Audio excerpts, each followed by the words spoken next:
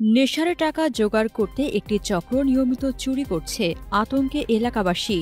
বিজয়নগর প্রতিনিধি মোহাম্মদ শামীম মিয়ার পাঠানো তথ্য ও ভিডিও চিত্রে দেখুন বিস্তারিত।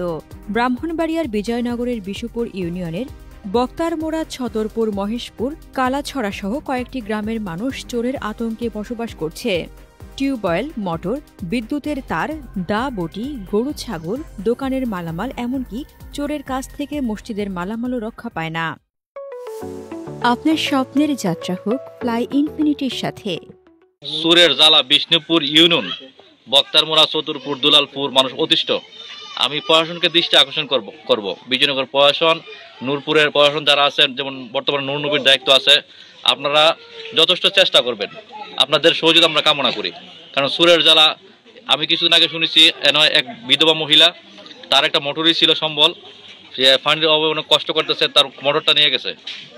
আমি উদারতা আহ্বান করব বিজয়নগর থানা এবং নূরপুর পাড়ি, এদিক দিয়ে আউলিয়াবাজার পাড়ি যারা আছে, প্রশাসন যারা আছে, আপনারা সুরকে প্রশ্রয় না দেয়া, সুরকে যথাযথ বিচারের আওতায় এনে যথেষ্ট বিচার করার জন্য এলাকার মানুষজনের শান্তি এবং নিরাপত্তা থাকতে পারে আপনাদের কাছে বিশেষভাবে অনুরোধ করা হলো।